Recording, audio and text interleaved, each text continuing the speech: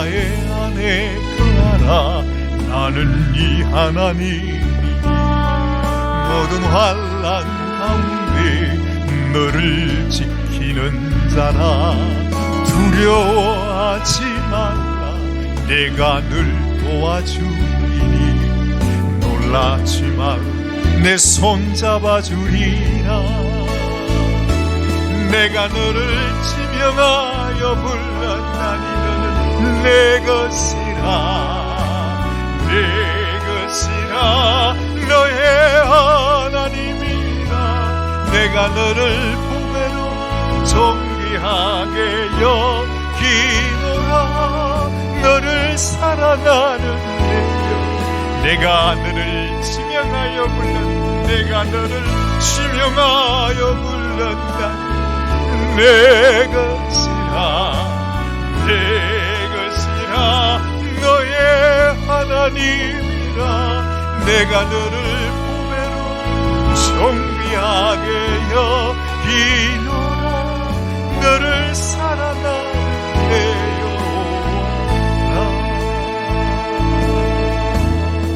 하나님 감사합니다. 오늘도 우리에게 주시는 이 말씀, 이 노래, 이 찬양, 우리의 심령의 은혜가 되기를 원합니다.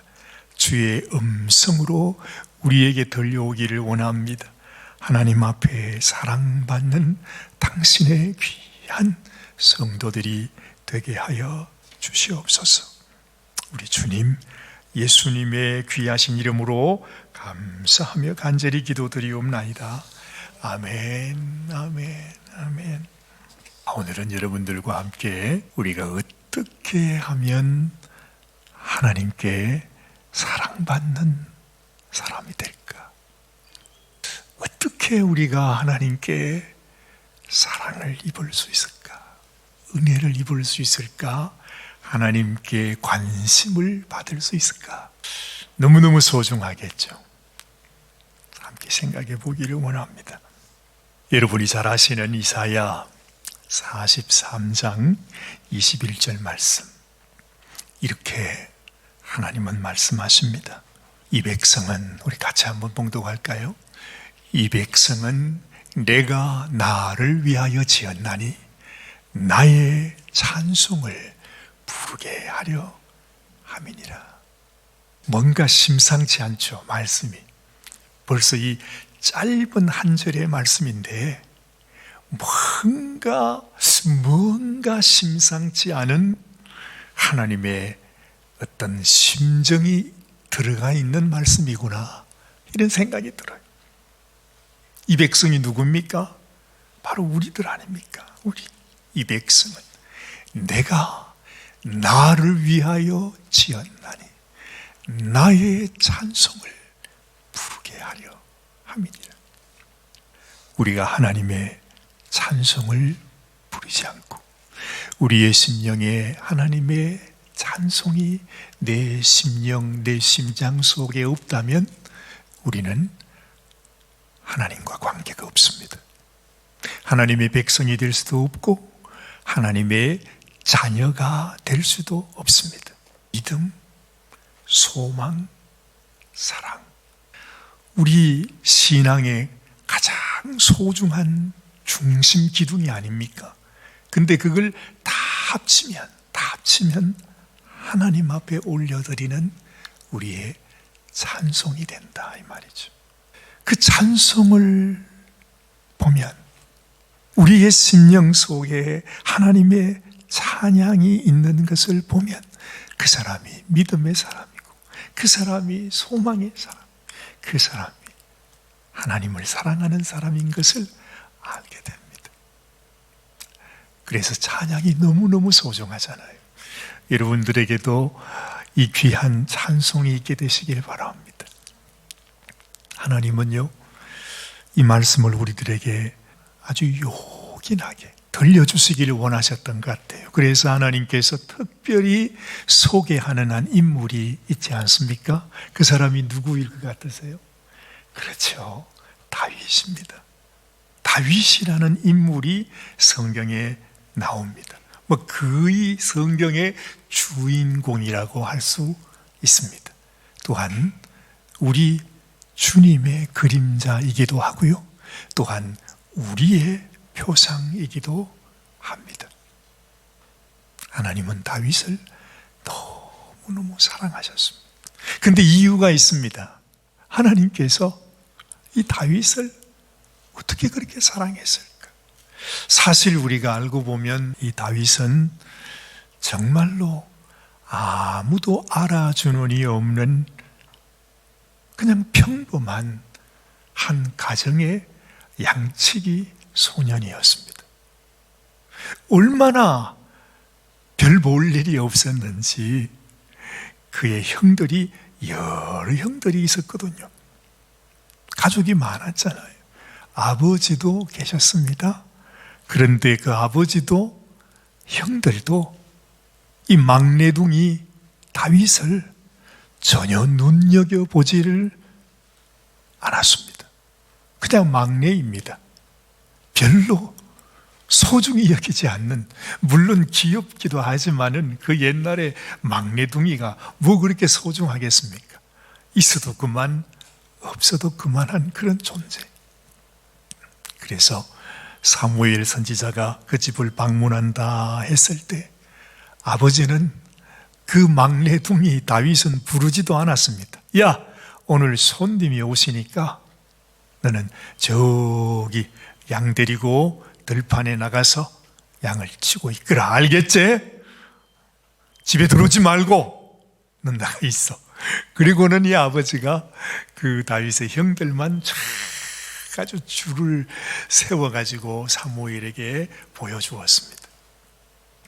그런데 하나님은 사무엘에게 나는 이 아들들에게는 관심이 없다. 하나님의 관심은 누구에게 있었습니까?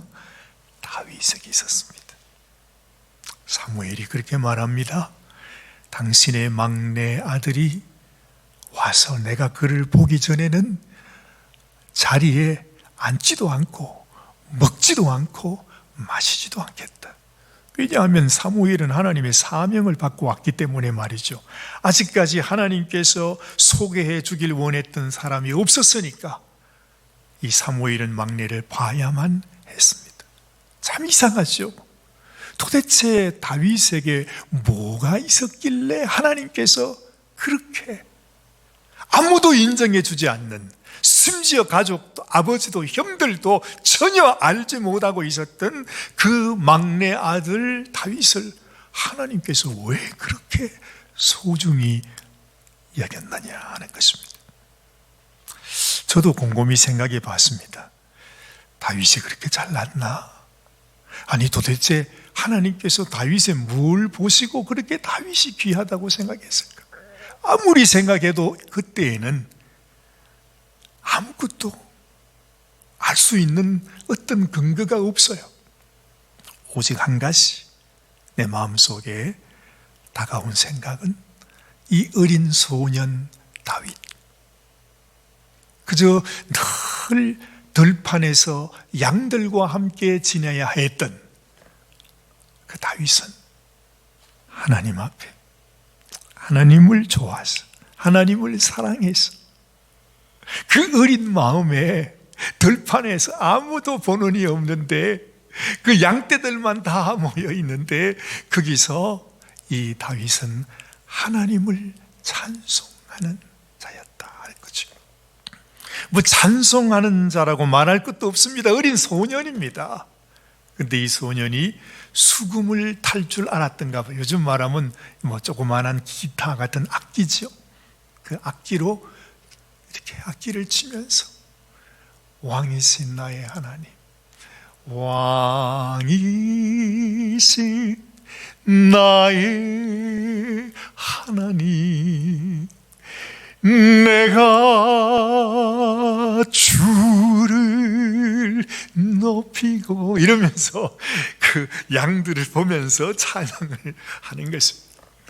그런데 하나님께서 그 찬양하는 다윗의 모습과 그 심령과 그 마음속에, 그 어린 소년의 마음속에 있었던 하나님을 사랑하고 사모하고 찬송드리고 싶어하는 그 마음에 하나님께서 완전히 반하신 것입니다.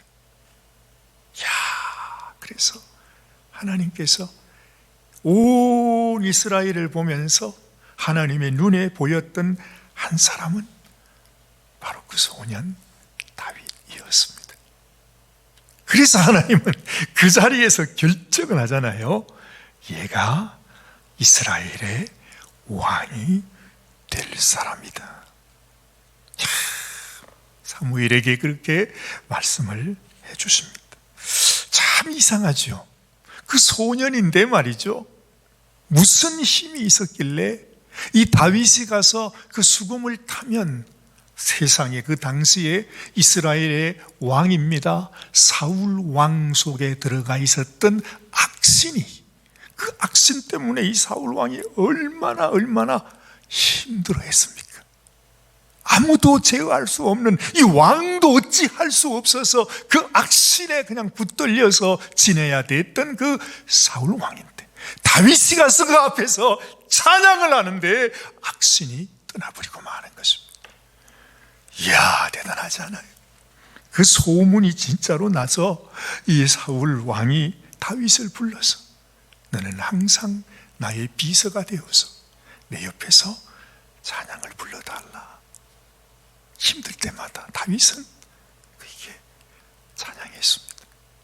이야, 진짜 그가 찬양하면 하나님이 그에게 찾아오십니다. 다윗이 찬양하면 하나님의 그 능력이 그에게 임재했다는 거죠. 그러니 악신이 어떻게 거기 있을 수가 있겠습니까? 하나님께서 그만큼 이 다윗을 사랑했다는, 하나님께서요, 이런 말씀 여러분 잘 아실 것입니다. 사무엘상 16장 7절 말씀 보면 사람은 외모를 보거니와 나 여호와는 중심을 본다 그러잖아요. 그 중심이 뭡니까? 이제 알았어요. 하나님께서는 외모를 보지 아니하시고 중심을 본다고 했는데 그 중심이 바로 우리 마음속에 주를 사랑하는 마음이구나. 주님을 사랑해서 주님 앞에 찬양드리고 싶어하는 그 마음이 바로 하나님이 보시는 중심이구나 하는 것을 우리가 알게 되는 것입니다. 소년 다윗은 그 어린 나이에도 외로운 들판에서 아무도 그를 인정해 주지 않을 때에 그 들판에서 양을 치며 하나님을 찬양했습니다. 아마 그는 참혹한 전쟁터에서도 하나님을 찬양했을 것입니다. 죄악으로 넘어져서 정말 그 죄책감으로 인하여 고통할 때도 눈물의 찬양을 드리기도 했을 것입니다. 심지어 대적들에게 쫓겨서 피난을 갈 때에도 끊임없이 이 다윗은 하나님 앞에 찬양의 시를 지으면서 하나님을 찬양했습니다. 여러분, 우리가 듣기만 해도 좀 마음이 찡하지 않아요? 우리는 그저 귀에만 있으면 원망하고 불평하고 실망하고 비방하고 이런 게 우리들인데, 이 다윗은 아마 그랬던 것 같아요.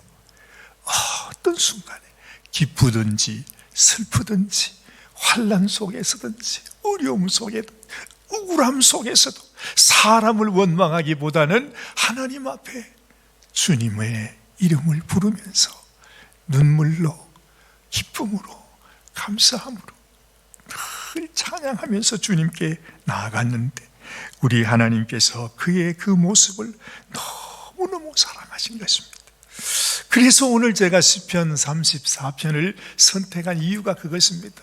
바로 이 시편의 말씀이 다윗의 노래이기 때문에 그렇습니다. 아마 다윗은 이 노래를 가지고 하나님 앞에 찬양했을 것입니다. 그의 첫 마디가 무엇입니까? 내가 여호와를 항상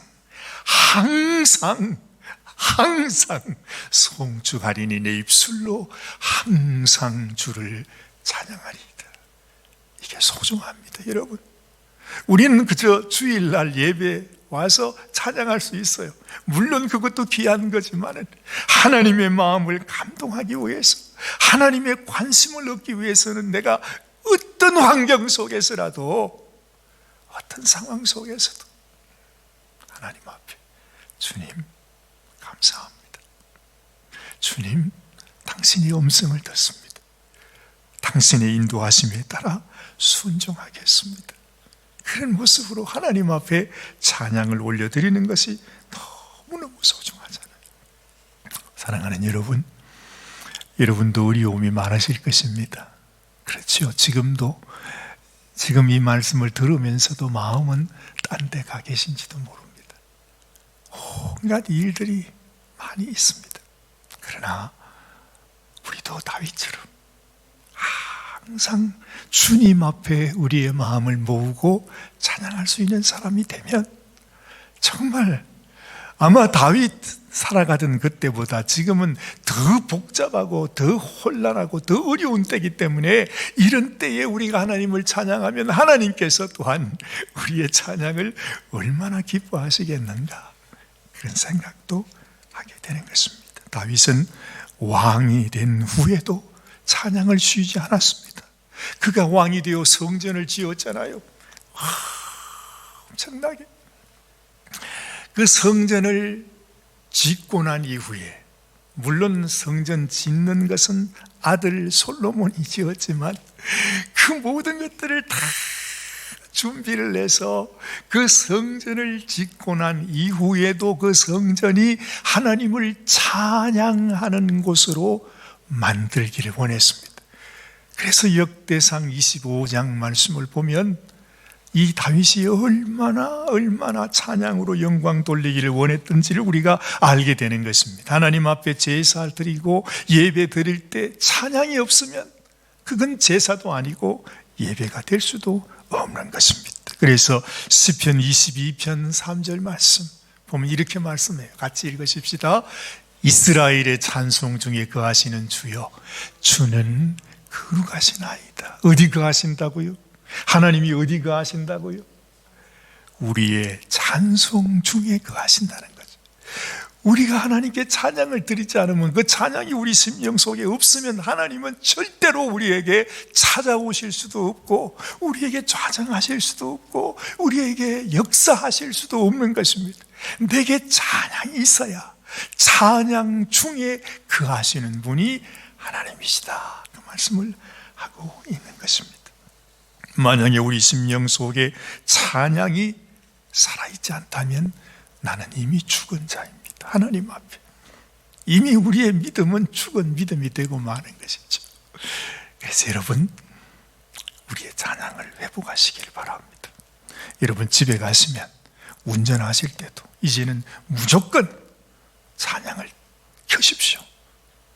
사무실이든지 집이든지 주무시기 전이든지 일어난 이후에도 언제라도 하나님 앞에 찬양하는 찬양을, 나는 목소리 높여 찬양하지 못해도 그 찬양을 들으면서 하나님 앞에 우리의 마음으로 하나님께 찬양의 예배를 올려드리는 것이 소중하다 하는 것입니다.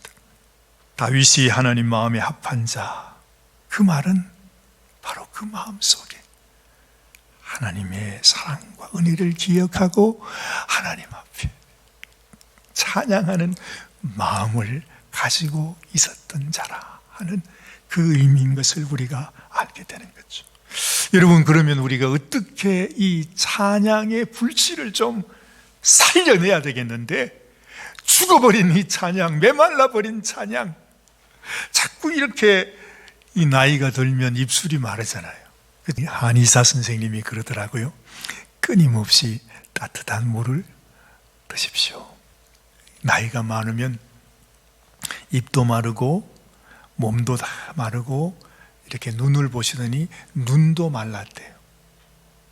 그처럼 우리가 이 세상을 살아가다 보면 우리의 찬송이 말라버려.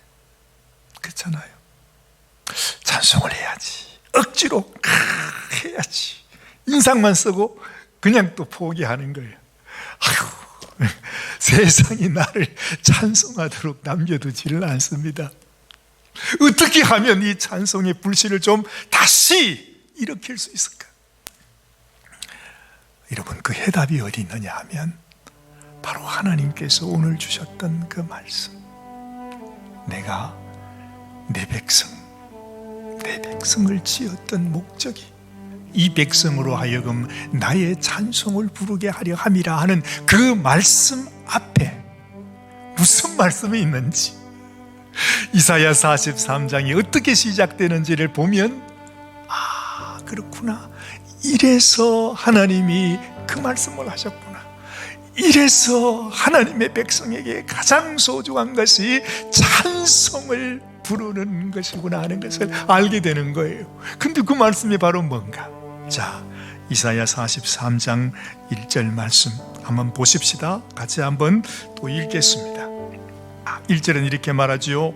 야곱아, 너를 창조하신 여호와께서 지금 말씀하시느니라. 들어라. 이스라엘아, 너를 지으신 이가 말씀하시느니라. 네가 들어. 너는 두려워하지 말라.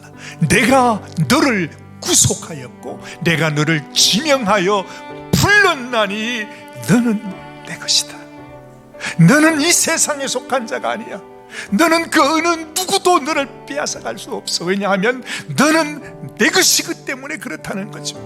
우리는 평생 교회를 나오면서도 나는 주님의 것이라는 사실을 잊어버리고 살 때가 얼마나 많은지 몰라요.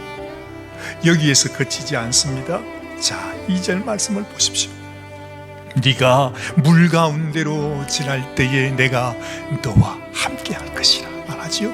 강을 건널 때에 물이 너를 침몰하지 못할 것이며 네가 불 가운데로 지날 때에 타지도 아니할 것이요 불꽃이 너를 사르지도 못하리니 대저 나는 여호와 네 하나님이요 이스라엘의 거룩한 이요 네 구원자입니다. 여러분, 이 말씀을 잘 생각해 보십시오. 이 세상 살아가면서 우리를 침몰시키려고 하는 물들이 많습니다. 이 세상 물결이 얼마나 거센지 모릅니다. 우리를 그냥 불태워 없애려고 하는 불이 우리를 그냥 덮칠 때가 얼마나 많은지 몰라요. 그런데 여러분 기억하십시오. 이 세상 그 물과 불이 어떻게 우리를 향하여 공격해 온다 할지라도 우리는 그 가운데서 두려워 떨며 그냥 비명 지르면서 막 그러잖아요. 그런데 성경은 우리에게 약속합니다. 아무리 물이 너희를 삼키려고 하고 불이 너희를 사르려고 해도 분명히 말합니다. 그 물과 불이 너를 침몰치 못하고 불이 너를 사르지 못한다 하는 것입니다. 하나님께서 우리의 인생을 보시면서 우리는 내가 물속에 들어가면 당장 죽는데, 아니 불에 가면 당장이 타버리는데, 설사 그렇다 할지라도 하나님께서 우리에게 주신 약속은 절대 세상의 물과 불이 우리를 침몰하지 못한다고 했단 말이죠. 불사르지 못해요. 무슨 말입니까? 이 세상에서 어떤 환난이 있어도 하나님께서 우리를 지명하여 불러서 우리를 당신의 것으로 삼으셨기 때문에 이 세상 어떤 환난도 우리를 하나님의 손에서 빼앗아갈 수가 없다는 거예요.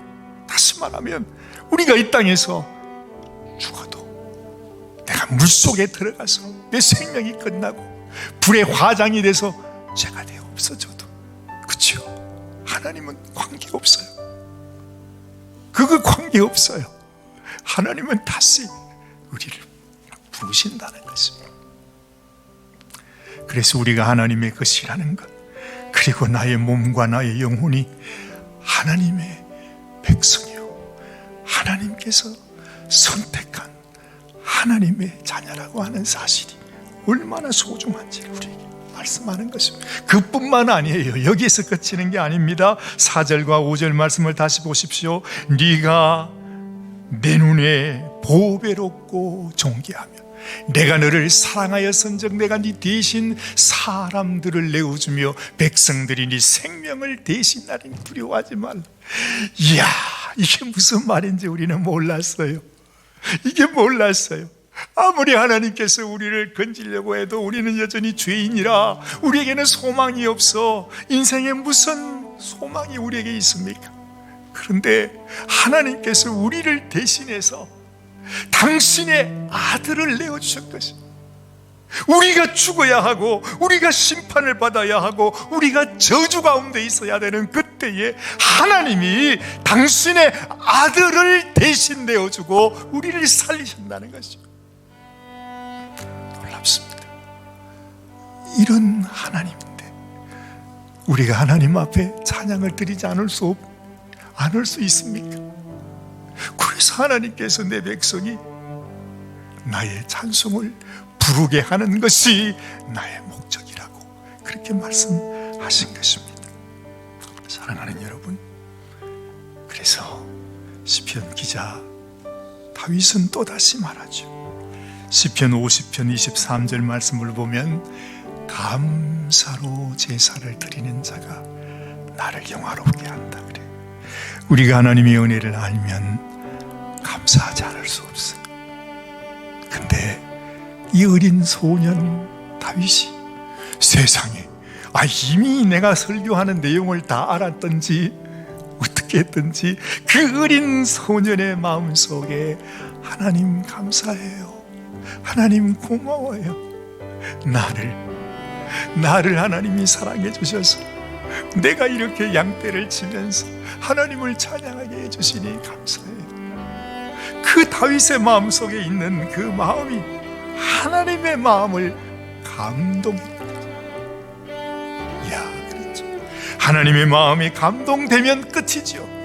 더 이상 바랄 것 없죠. 아무리 다윗이 자기 집안에서도 인정받지 못하는 연약한 막내 아들이라 할지라도 하나님이 감동하시고 하나님이 그를 기억하시고 단숨에 이 다윗이 이스라엘의 왕으로 온 세상에서 가장 귀하게 쓰임받는 하나님의 사람으로 하나님 앞에 복을 받는 것을 우리가 알게 되는 것입니다. 사랑하는 여러분, 오늘 우리가 읽었던 본문 말씀은 바로 그 다윗이 공감 속에, 어려움 속에, 환난 속에, 시련 속에 하나님 앞에 불렀던 노래입니다. 그 노래 가사 한번 보세요. 이 공고한 자가 부르짖음에 여호와께서 들으시고 그의 모든 환난에서 구원하셨도다. 여호와의 천사가 주를 경외하는 자를 둘러 진치고 그를 건지시나도다. 이 다윗이 하나님의 살아계심을 정말로 자기의 삶 속에서 실제로 맛보아 하는 것입니다. 그러면서 다윗이 우리들에게도 말하고 있는 거죠.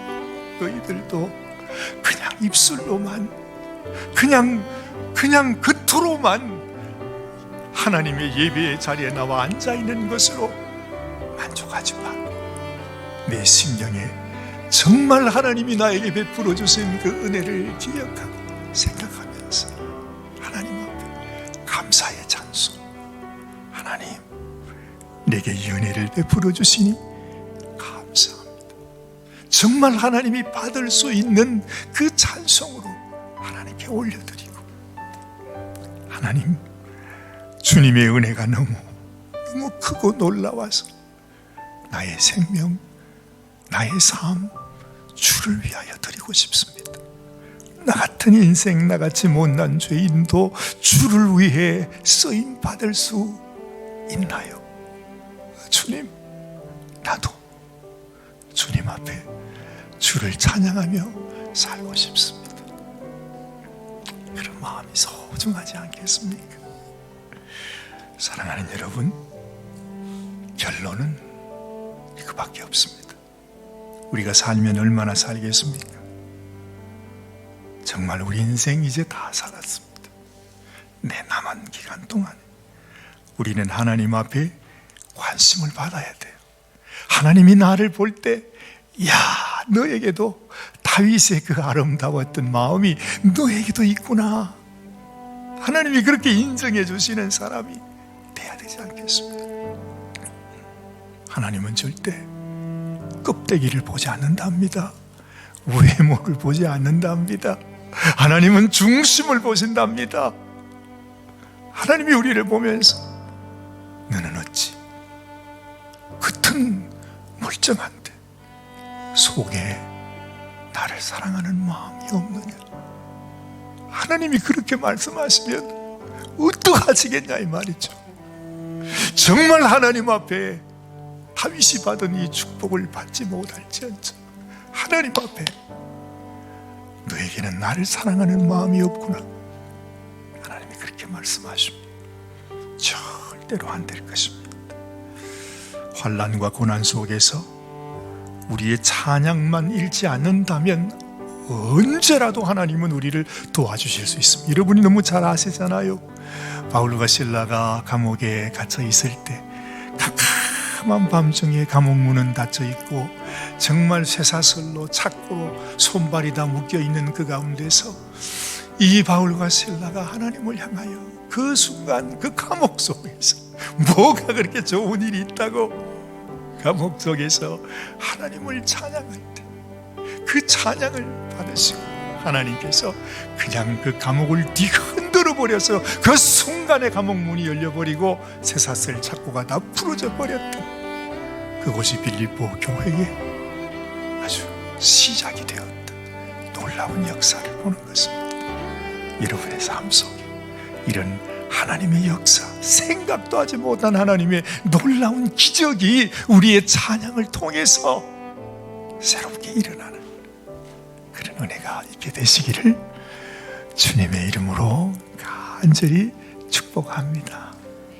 기도하십시다. 하나님 아버지, 그렇습니다.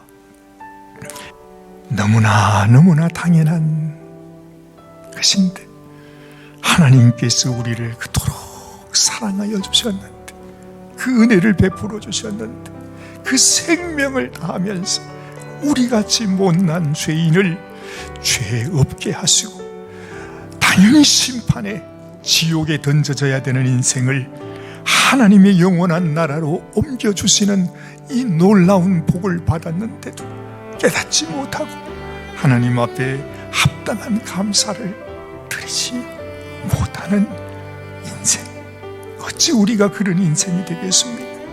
하나님, 우리가 다윗처럼은 못한다 할지라도 우리 마음속에도 하나님이 보실 때에, 우리의 중심을 보실 때에 우리 안에 있는 주를 향한 찬송, 주를 향한 사랑을 보실 수 있도록 하나님, 우리에게도 은혜를 허락하여 주옵소서. 오늘 이 시간도 하나님 앞에 마음에 결단하며 주님께 나가기를 원하는 사랑하는 모든 성도들에게 다윗에게 부어주셨던 놀라운 축복으로 하나님께서 함께하여 주시옵소서. 우리 주님, 예수님의 귀하신 이름으로 간절히 기도드리옵나이다. 아멘, 아멘, 아멘.